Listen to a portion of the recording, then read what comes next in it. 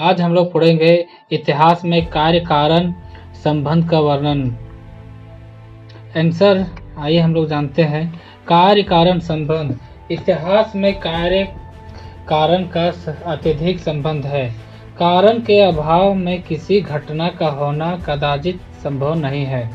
विभिन्न विद्वानों ने इस संदर्भ में अपना मत व्यक्त किया है, परंतु इस तथ्य को सभी ने एक मत से स्वीकार किया है। किसी भी कार्य में कारणों का होना आवश्यक है अथवा किसी भी घटित घटना के संबंध में स्पष्ट करने के लिए कार्य कारण संबंधों का विवेचन करता है। इतिहासकार का कारण से और तथ्य से अत्यधिक निकट संबंध होता है और इतिहासकार अपनी व्याख्या के अनुसार कारणों का क्रमबद्धता प्रदान करता है। ऐतिहासिक दृष्टि से भी तथ्यों से कारणों की चयन प्रक्रिया ही इतिहास है। आधुनिक वैज्ञानिक इतिहासकारों के अनुसार कारणों की व्याख्या में कल्पना की भी महत्वपूर्ण भूमिका होनी चाहिए। कोचे एवं कालीकुंड दोनों का मानना है कि कल्पना ऐतिहासिक ज्ञान का मूल स्रोत है। विद्वान का यह भी मत है क्योंकि कारणों का क्रमबद्धता इतिहासकार विभिन्न मूल्यों को अपनी व्यक्तिगत रुचि के अनुसार प्रधानता प्रदान करता है और घटना के सभी पक्षों का सूक्ष्म अध्ययन करके निष्कर्ष निकलता है। अतः इस निष्कर्ष में व्यक्तिगत दृष्टिकोण का प्रभाव का होना भी स्वाभाविक है। कारण और परिस्थिति के संबंध में मेडलबाम का मत है कि घटना उसे कहते हैं जिसके फलस्वरूप सामाजिक और आर्थिक परिवर्तन होते हैं। उनकी यह भी मान्यता है कि मुख्य घटना के कारण तथा अन्य को परिस्थिति की संज्ञा दी जाती है।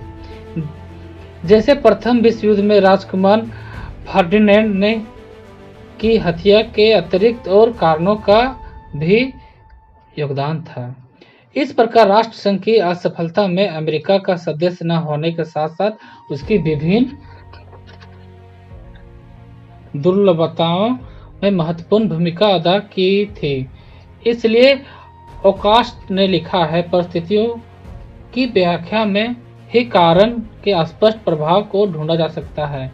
कॉलिंगवुड ने कारण और परिस्थितियों के अंतर पर बल दिया है और वाल्स में लिखा है, सभी कारणों से ऊपर अंतिम कारण नहीं होता, अपितु सब कुछ परिस्थितियों पर निर्भर करता है। कारण व परिणाम एक दूसरे के पूरक हैं।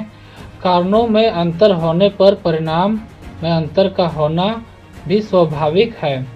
जिस प्रकार अत्यधिक शांति का परिणाम हिमपात होता है, उसी तरह मानसून के कारण अत्यधिक वर्षा होती है। प्रोफेसर कार्ल की भी मान्यता है कि अतीत की घटनाओं कतिपय कारणों का प्रतिफल होती है। विलियम जेम्स ने भी लिखा है कि इतिहासकार निष्कर्ष प्राप्त करने के लिए कारण और परिणाम की खोज करता है।